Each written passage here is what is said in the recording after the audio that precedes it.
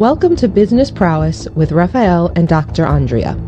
Our show will bring you the best insights, ideas, and inspiration from successful entrepreneurs and CEOs in the business world. Don't miss out on the opportunity to learn from the best and stay ahead of the game. Sifu Rafael is the founder of 5 unique shows.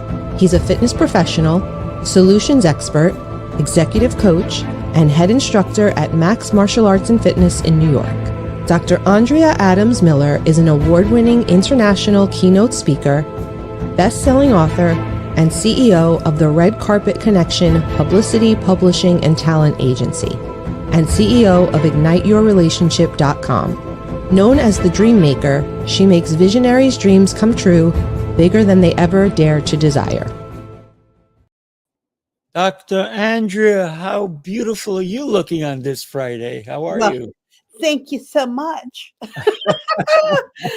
And I'll say the same to you. You always look beautiful to me, Sifu. Thank you. You're welcome. So we have two beautiful souls coming on, right? Yeah, great topic about the power to begin again. Starting over, starting fresh, starting new. Yes. Let's go ahead and bring them. Dr. Brian and Heather, how are you both? Happy Friday. Thank you. Happy Friday. Excited Thank you. Thank you for having me. Yes. So who has started something new even this year? That's an interesting question. I feel like I'm constantly changing things. Yeah. No, this year's been that. It's every day, every week is a new thing. I started a rebrand last year, and it just continues to go. Beautiful. Yeah. It's funny. I said the same thing to my daughter yesterday. I forget what we were talking about, but it was something about homework and she's like, I need to get this done. I said, just sweetie, it's never going to get done. We're never going to be done. We're never done. We're always in the process. You may, get to a certain place with this, but something else is going to be there. I think that the more I try to keep that in mind of it's not about trying to finish the things. It's just about doing. And just being in that moment, it's more helpful for me. Yeah, I love that. Yeah, that's my experience too. I have a finance degree and wound up being a sex therapist. So obviously I've made some changes. But yeah, I've been revamping my signature offer and, adding new elements to it and refining it. I've made changes like going from being a therapist to a coach and not taking insurance and, going from hourly to packages. And it's ongoing. It's constantly kind of evaluating and iterating. Oh, yeah. I think growth happens daily. I mean, I hope I'm not the same guy I was yesterday. And so for me, even my intro that we have here with this show is old, isn't it? Because it says I have 5 shows. And Monday will be my 7th new show. Wow. So it'll be exciting. Congratulations. Yeah, I can't get enough of all of you. Just can't get enough. Ooh, just can't get enough. Ooh. It's really not about me. It's about the people that we bring on these shows, like you, both of you. And my co-hosts, you're incredible. So it's, like I said, it's not about me. Well, you're so sweet to say that. I think my internet keeps cutting out. We hear you. No good. Yeah, I have no idea why that happens. Someday they'll solve all those problems. So I have some new things going on as well. So in a long time ago, my business used to be all about me helping other people. So it was all about other people, but about me helping other people. And then I started working with celebrities and athletes and CEOs. And then it was all about them and me helping them. And I still do that. However, after some things that have happened the last couple of years, I realized that I wasn't being seen anymore. I was referred to as the best kept secret for way too long. And I said, okay, enough of that. So I created something new. Now I won't work with you if I have to sign a do not disclose that you even know me or that I work for you. I probably don't want to work for you because I don't want to be a secret. I want people to be proud and excited about the work that I do and the work that we do together rather than me doing all the work for them and them taking credit for it. And so I'll be speaking and doing more things. And then I've established some communities that I have been wanting to do since early 2000s. So we finally are making that happen. I've been wanting to do the Wealth and Legacy Mastermind for years. We now are doing that. And there's some other cool things I'll maybe share later during the show. So thank you for allowing me a space to talk about the changes I'm making. Oh, yeah. Yeah, that's so funny that's the way you thought about that, because I've been a stuntman for 30 years, and we operate behind the scenes, and that's just how it is, and that's one of the things that I've enjoyed about that, actually. In fact, I had an actor come up to me after one of the stunts I did. I was doubling him, and he said, "I'm going to take credit for that, right?" I said, "You know what? As long as the check comes to my house, you can tell people whatever you want." Yeah. Yes, it had its time and its place. Right. However, I was already seen and heard before that, and then I realized, people don't realize who I am and what I'm doing anymore, and now it's time for me to step back up. So it served its purpose. So, but ready to be out there again. So I love this conversation because it is about being seen, right? And when we talk about career transitions, I believe that in order to be successful at whatever career you're going for next, or whatever adventure you're going into, being seen is important. And Brian, as a stunt person, right, you were seen. Right. You were seen because that actor could not have done it and would never be able to do it. So you were seen. It was just you were seen a little bit in the background, and you're still seen. I was seen as much as I wanted to be seen. You know, I mean, that's really it. Yes, people were watching the thing, but they had no idea Brian Haidt did it. Right. And I was perfectly fine with that. But the people on set knew Brian Haidt did it. And the other stunt people that were my friends knew Brian Haidt did it. Right. And my family knew Brian Haidt did it. So, enough people for me knew that I was doing what I was doing. But what's interesting is this topic of career transition for me is interesting because I've had for a long time, 3-4 different careers all at the same time.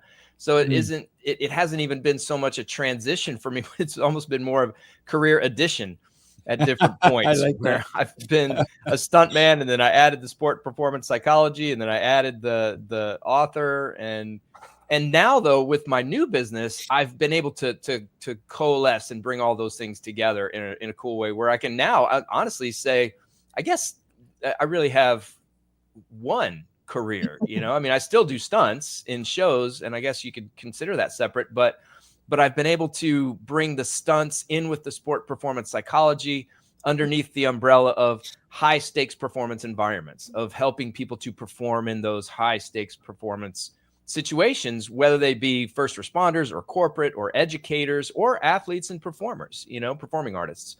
Yeah. So I've kind of been dropping careers over the years. Like I've just been melding them together into something bigger, and it's been kind of cool.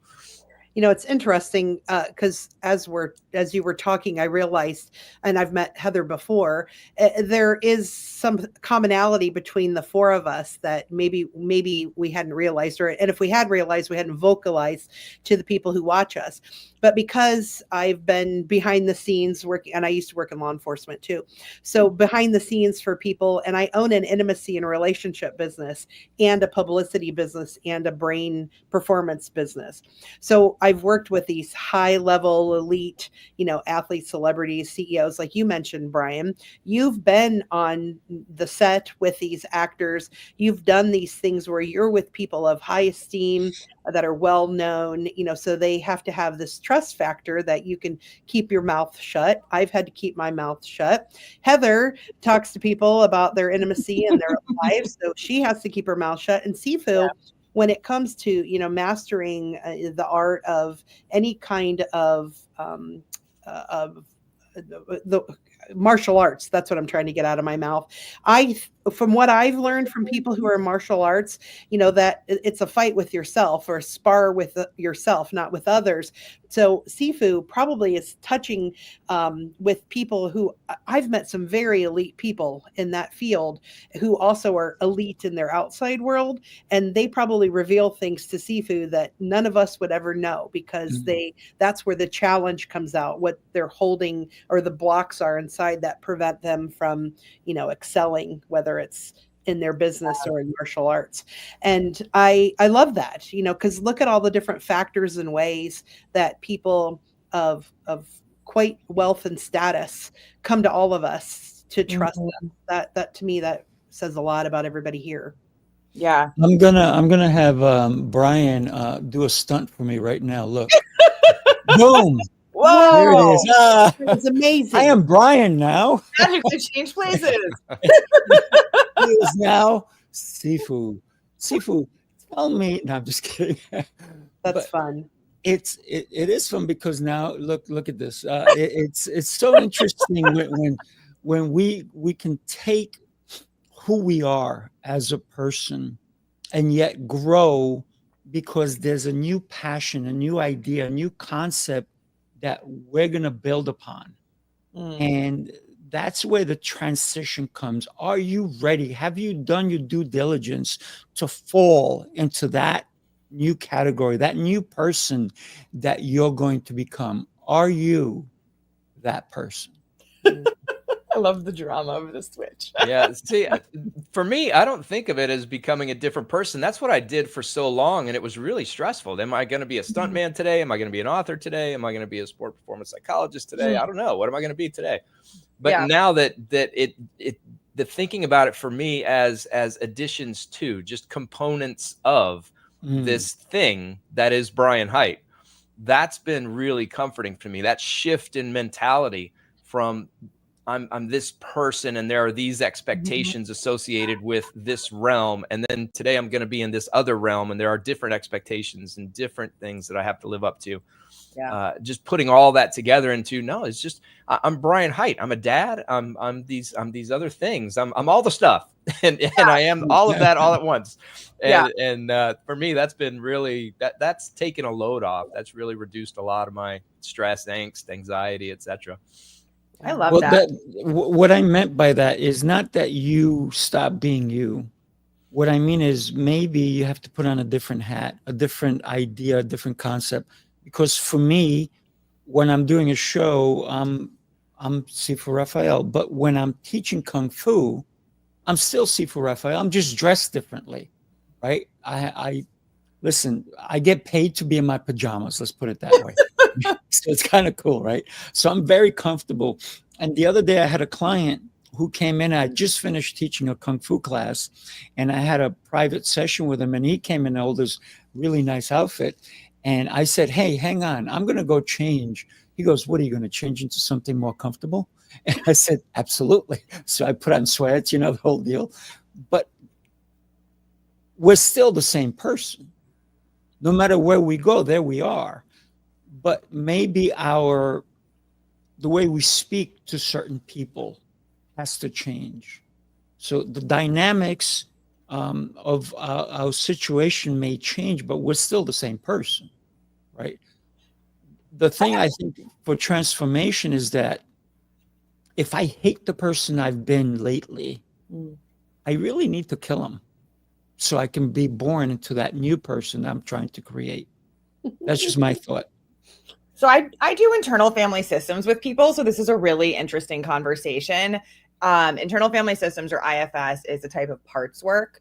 And so it's kind of this idea that like we are multiple things. So it's like, we might have one part of us that really wants to keep things simple. And then we might have another part that like, I'm so multi-passionate. I have so many ways I want to express myself.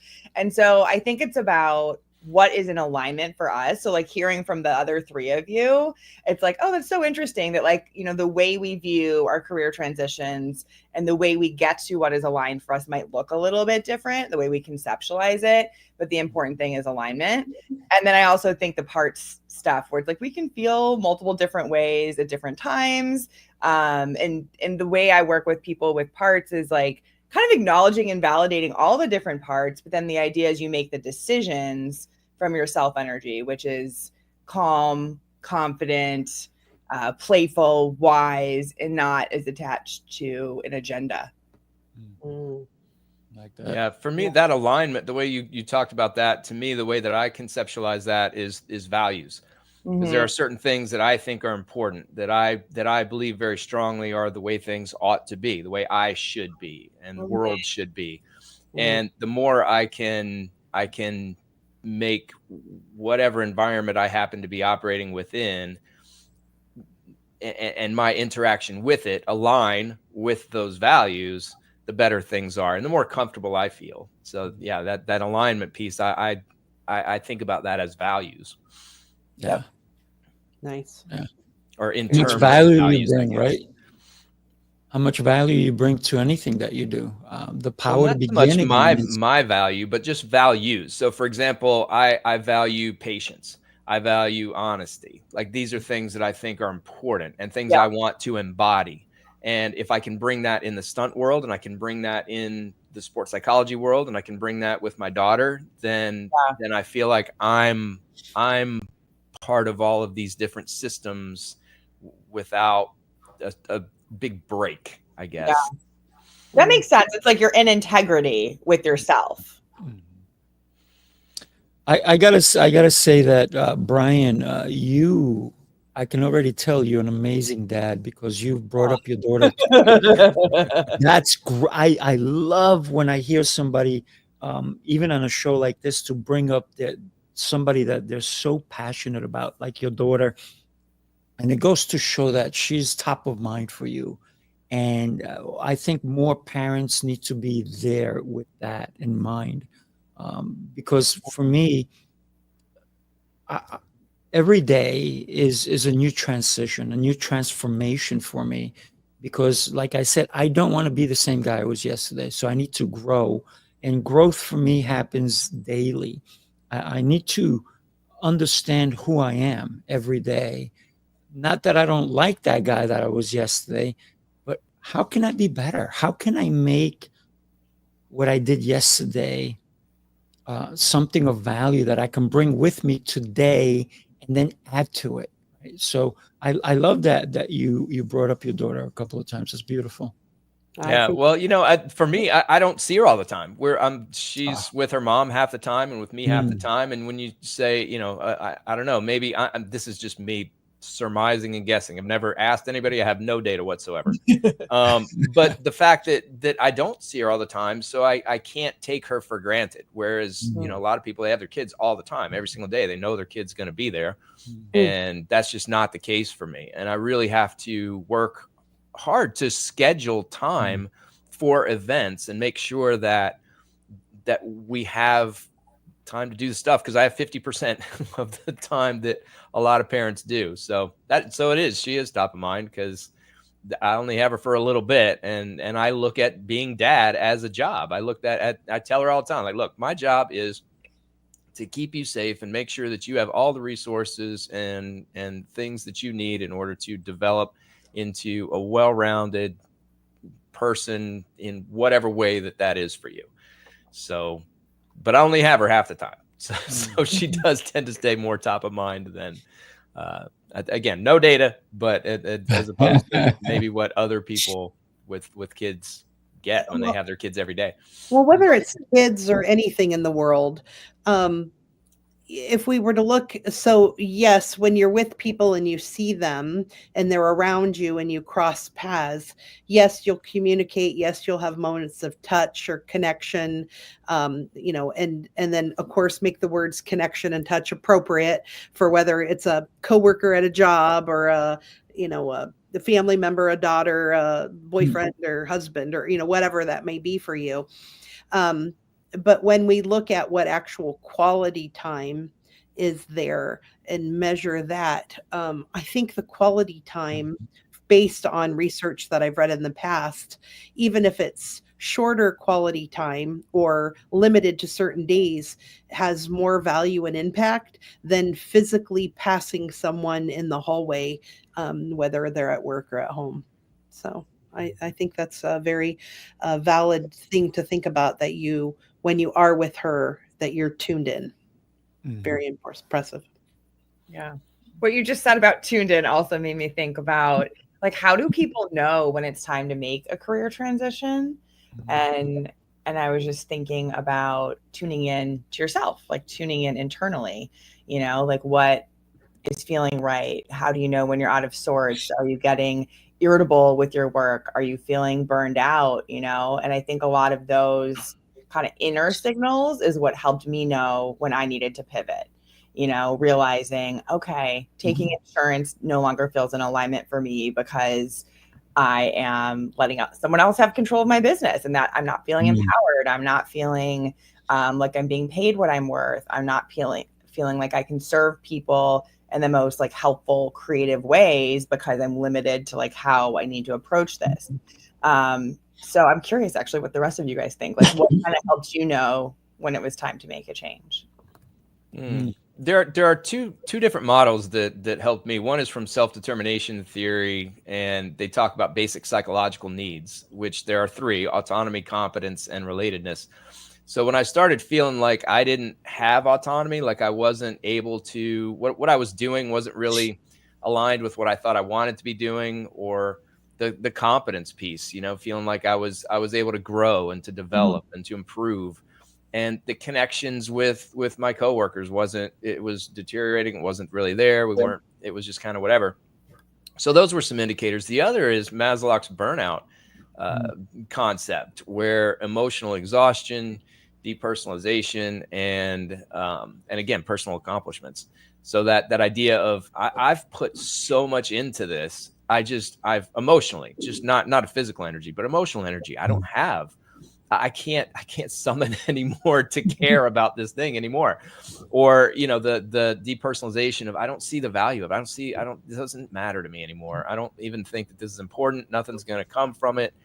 Or the idea that again, that personal accomplishment, there's no growth. I'm not developing. Nothing's changing for me. I'm just stagnant. So that's the framework through which and this was happening when I was working for the Army, because I worked for that it was 10 years. I mean, it was long enough. And I got to that place, and those were the frameworks that I kind of used as benchmarks of where am I at with these things. And it did come to the realization that it was time to go. But that's how I did it. I personally believe that when we talk about career transitions, it really has become a bigger issue nowadays compared to 50 years ago, because people worked at a job. They got the job when they came out of high school or college, and they stayed at that one job till they retired, and then they died. But nowadays, COVID definitely made that even more prevalent, because people were let go, or they had a shift, like you talked about, Heather. They had a shift as to whom they were. And when you talk to people nowadays, they've had so many career changes compared to what our grandparents had or parents, because the opportunities have become so abundant compared to the past, because we no longer are being told you have to get a job and stay there no matter what. Now there's opportunities that go, hey, you know what?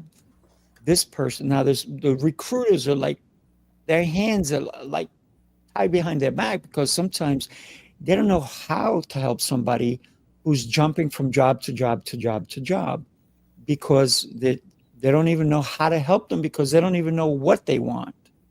So when we think about career transitions, it's vastly different than it was many years ago.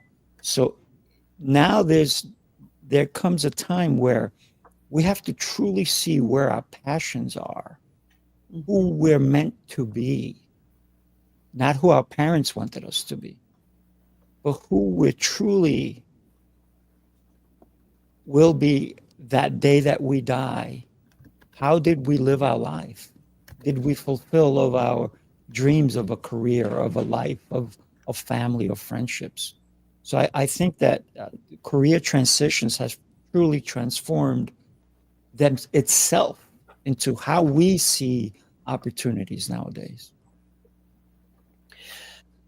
You know, when you were mentioning that, the job loyalty was, you often mostly focused on the employee being loyal to the job.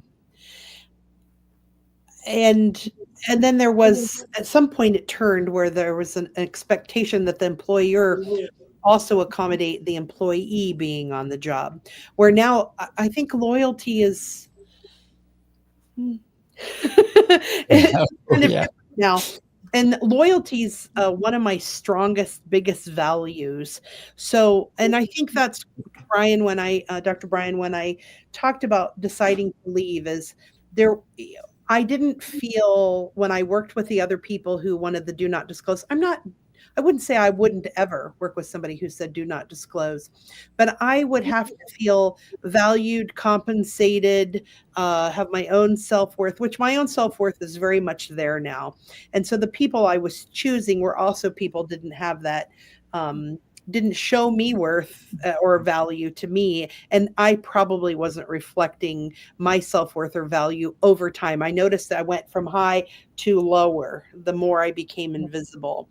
And that for me was the problem, where I knew that there was other great things that I could do. And I want to work with people that I could be friends with and family with, who are proud both ways, because that loyalty means so much to me. And where now, when I work with clients and or people, I have a very long-term discussion about where we're going to go and how this is going to happen before we even commit. And, since I have the intimacy and relationship business and Heather has the sex therapy business, I think it would be more fun to say what I normally say is, I probably got into bed too soon with people before. Now I'm like, no, you're going to buy me dinner. You're going to court me. You're gonna, and I mean that as professional, tongue in cheek. Yeah. I want people to show who they are in their actions, not just in their words, and over time. Because if you're with the wrong people, they can put the bluff on way longer than you think. So it's cutting through that bluff. Yeah. It's a good illustration of just healthy boundaries and how sometimes that's the reason we pivot. It's because we're just growing as an individual in our wellness and our level of consciousness and all of those good things. And then that informs our choices. So I love that. And I love the parallel between the personal growth and then how that impacts our professional life. I have a book that I have never published yet. I wrote it, I think it's been 25 years ago. Never published. I own my own publishing company. That. So maybe that's what I should be doing next. And it's, now I can't even remember the full title of it. It's the Business Kama Sutra. So it's interesting. The corporate Kama Sutra. Actually, my friend, I have a friend who wrote a book on business Kama Sutra. And I said, oh, that's funny. I have one called Corporate Kama Sutra. And so I compare everything in business to dating and relationships and sexuality, because when I would go into corporations and speak in the past and do trainings, this was before they got super rigid with the rules, and sexual harassment. You had a little more fluidity and making double entendres and innuendos. And I would talk about, how do you keep your clients hot for you?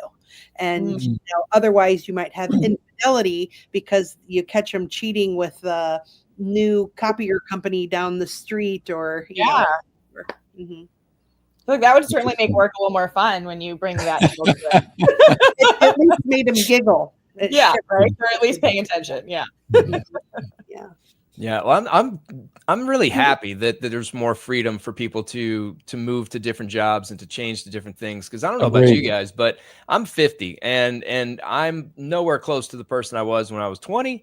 And I was different at 30 than I was at 20, and same thing at 40. We experience different things in life, and we have different resources available to us, and we have different people around us, and all of that influences our priorities and the things that we think are important and that we want to do. And I love that there is that freedom, that there is starting to be, or it has been over some time now, just the openness of people moving from one job to another. And I think technology has a lot to do with that too.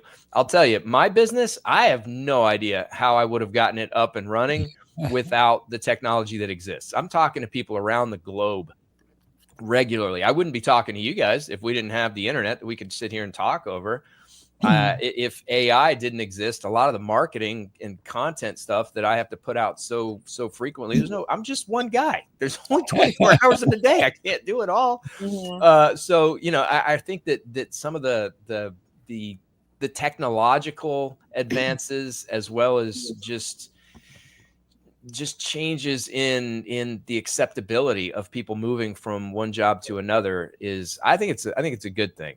It's a great thing. I mean, look at the fact that, like you just said, you get to work with people all over the world. So do I, and so does Dr. Andrea, and so does Heather. Mm-hmm. It is incredible how we can, in the same day, because I do work with people all over. Yesterday, I talked to a bunch of people, but 3 of them were in different continents, and it was so cool. We can only do that if we are open to do that, because some people say, well, I can only work locally. If you have a brick and mortar, yes, probably. But maybe you can do orders for brick and mortar. So you can do different things.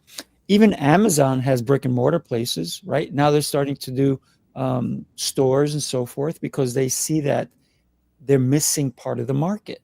Mm-hmm. So we also need to see that there may be other avenues that we have not explored yet. And technology, like you said, Dr. Brian, technology allows us to incorporate so much more into what we can do on a daily basis. It's mind-boggling. I now have a new goal and something to add to my bucket list. I was like, wait a minute, when you said continents, I was like, wait, I have had clients in, I was going to say all continents. And I'm like, oh, nobody lives in Antarctica. But I have a friend, she has been a client. I've done some stuff for her. She is taking a group of people to Antarctica. And then when they do, I'll tell her she has to reach me from there. So I can say that I have had clients on all 7 continents. There you go. A unique credibility indicator. People will be like, and I actually have been wanting to organize a trip there myself. So if I do that, then I definitely have worked with them on all 7 continents, or at least I could say I've worked with people on all 7 continents. There you go. Yeah, that's makes me excited. But the world is getting smaller, and it's because of technology. Can you imagine if the 4 of us wanted to have coffee? We'd all have to get on a plane or get on a car or wherever we're all at. Yeah. And it wouldn't be in 10 minutes, right? But we can we're all live, right? And the technology has allowed us to do that. There is technology that people are terrified of, right? People are scared of losing their job to technology, losing their job to AI, losing their job because of different manufacturing and so forth. But what that really tells us is that, and you said it, and that was one of the biggest words that came out of COVID was pivot. Everybody was pivoting, but it's so true even today, and COVID is in the rearview mirror. But I still see people wearing masks. And I'm okay with it. I'm not wearing a mask. But it's so important for us to understand that if we don't move, technology won't move. Because if everybody in the world stopped using technology today, there would be no more need for it. Well, with career transitions too, technology is huge. I mean, people have access to more information, meaning maybe they didn't even know that this career existed 30 years ago, but now they've got the internet and they're like, oh, well, this is kind of a cool thing. You know, I mean, it's like it's not that I didn't know that stunt people existed, but I never thought of it as a job until I actually went to Six Flags and I saw the Batman stunt show, and there were stunt people out there working, and it was a job, and they were that's what they did. And it occurred to me, wow, it was like a lightning bolt moment. Wow, this is a job. These people can make a living doing this thing. But I had to be there for that. And I think that a lot of times, just given the ubiquity of technology, people can see other things and interact with other types of jobs and careers and that stimulate thought. Maybe they emulate, and then that's the career that they go into, or they create their own. You know, they create their own unique niche in all of that. So I agree. I think technology is an amazing thing, and particularly with career transitions. Yeah, it's interesting because you're reminding me of another transition. So I used to be a high school counselor for 6 years, and I was actually the career counselor. So I would do a lesson with all of the sophomores for a week every year, and we would kind of go over things. And I think what you're saying, Brian, is so key, that it's like, we need the exposure to like possibilities, you know, and people need to see people who look like them, and people need to see people who are just showing like what is possible to kind of be able to envision it for themselves. And that was one of the things I ran into. I was like, these high schoolers are like not equipped, you know, to make these huge life decisions. But yeah, I think the technology is helpful, but I also think like go have an experience in real life, you know, like you described, you know, your experience at Six Flags, and that was kind of an eye opener. Sometimes it's like we need to meet people in person and get out of the house and off the screen as well, to be like, oh, this is like real, you know? Yeah, that's one of the things, you know, see if you were mentioning my daughter and how much I talk about her. Well, that's one of the things that I talk about her is that, look, I want you to have as many experiences as you can. I've taken her to Mexico. I've taken her to Hawaii. I've taken her various places in the U.S., New York being one of them. We walked all over that place. I mean, I just wanted to see different things and experience different things. Last night was her very first track meet ever. She's been doing rock climbing for a while. She decided, you know what? I want to try track. So let's do it. So, but I don't want to give up rock climbing. I'm like, I don't know, but we're trying it. So because I wanted to have all the experiences, I wanted to do all the things for exactly that reason you're talking about. It's so valuable being just out in the world and doing stuff with other people. We learn so much. It's fantastic. That is something that's super important to me. That's one of the reasons I talked about that Wealth and Legacy Mastermind. And it's about people who have already done the hustle and grind, who want to travel together and who get their world and what they've done and what they've had to put at risk. And then we realize, well, wait, there were other people that haven't reached that level of wealth and legacy yet that aspire to do that. And how do we bring them together? So we created a group called, Let's Go Get It. And so these people who want to, go get it, we're allowing them now to come together and figure out how they can merge the world. Because it is true, the more you travel, the more you realize you didn't know what you didn't know. And another thing I encourage people to do all the time is either be in theater or go see theater, because you have an opportunity to experience other people's lives through the stage and hear these stories. And because I've been in theater my whole life, I learn things about things that later I'll see something on the news or hear on TV and think, oh, I know about that. And it's because I learned about it through a story on stage. It's a great experience. I love that. Yeah, my fiance, she likes to say, she doesn't like nonfiction books, but she loves fiction books, and she says all the time, she's like, yeah, I mean, I learned so much through the fiction books, just the interactions of the characters, and she says the exact same thing. So she's on your team. I'm more of a nonfiction book myself, but I do always have a fiction book working. I usually fall asleep to that one, but well, even nonfiction is usually more about to me, nonfiction is about it's really based on life, or what life could be, based on going beyond what we think things are. So it's either somebody's opening an idea to what could happen or not happen, or to what is possible, or how things could have been even though they were a different way. I love it. I think it all makes people blend. Whatever you're watching, whether you're looking at a Star Trek movie or you're, into I said Lord of the Rings. I can't remember. My one business partner talks about it all the time. I've never seen it. I need to watch it just so I can understand his world and his references. Compared to what I'm more into the real world things. So there you go. I believe the power to begin again is very scary for a lot of people because we enter sometimes with fear, like, oh, that person is so accomplished, I can't do what they're doing, and therefore, I mean, Brian, Dr. Brian, you saw people doing things like, wait a minute, I can do what they can do. And it allows us to have the belief. So we have to start the power to begin again, I believe, is to have the belief in us. Mm-hmm. We can accomplish something, whatever that may be. But fear, doubt, even shame kind of falls in place and stops it. It becomes an obstacle.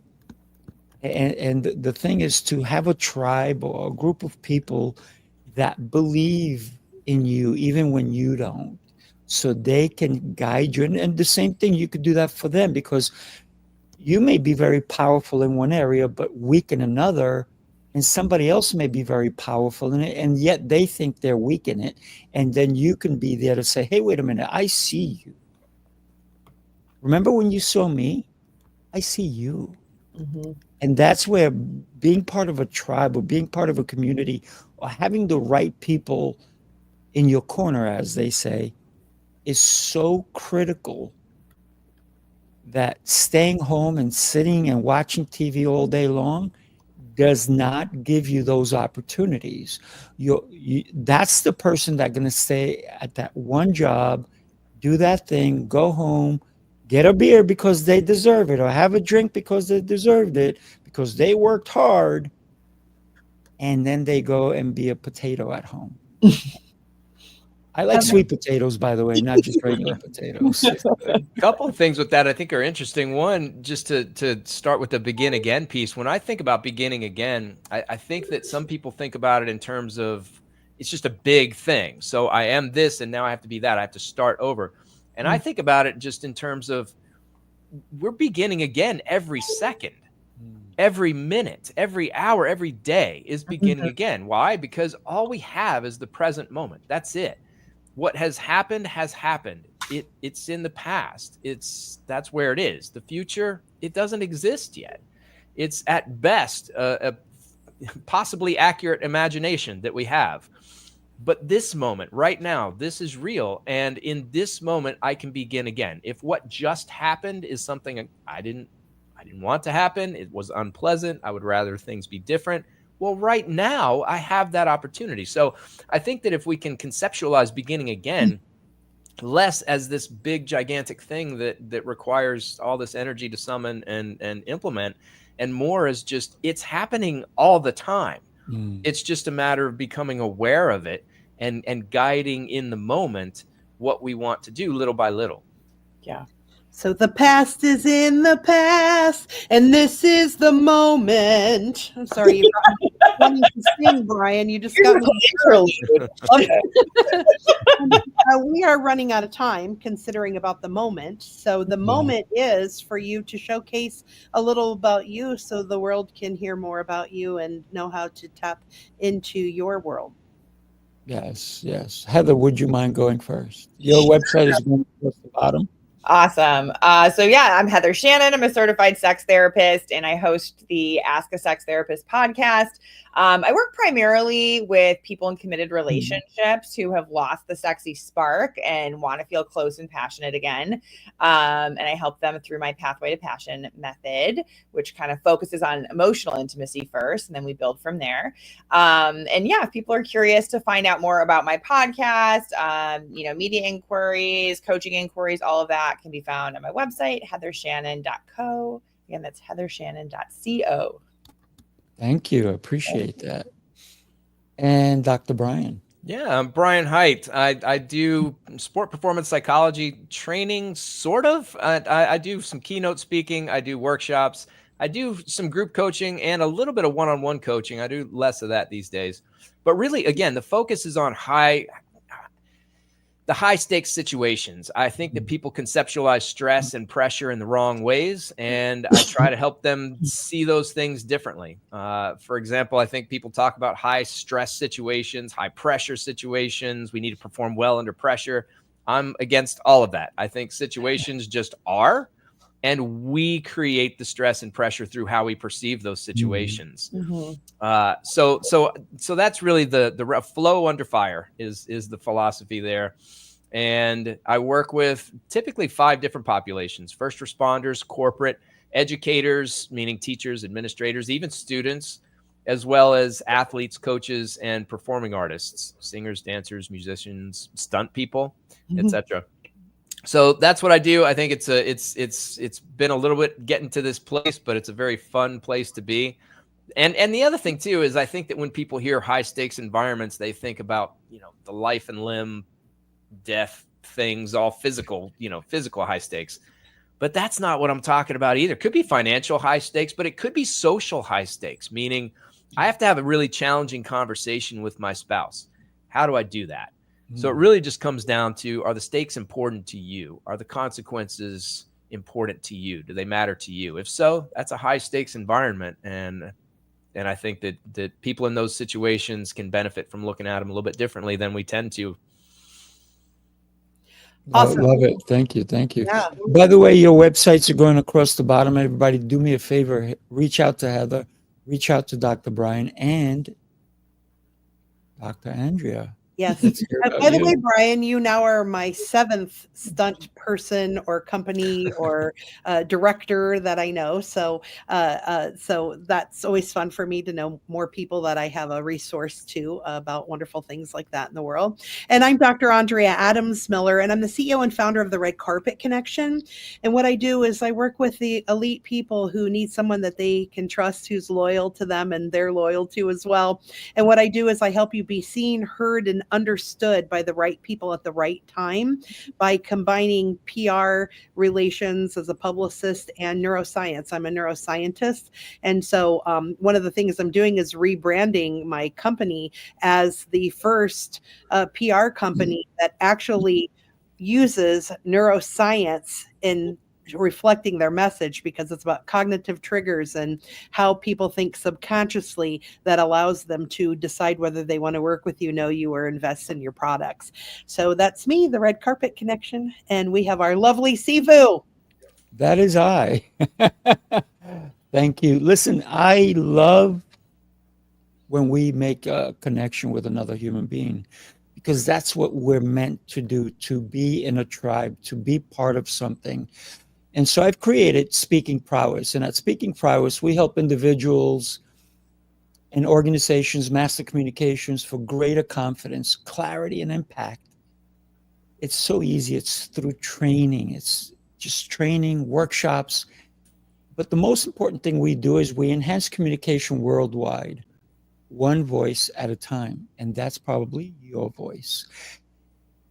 Do us a favor, because this was such a great show. We had such great guests. Share it. Somebody needs to hear the messages that were delivered today. Thank you, everybody, for making this an exceptional show. I'm blessed to know you all. Everybody, adios. Take care, everyone. Have a beautiful day. Thanks. Bye. Thanks.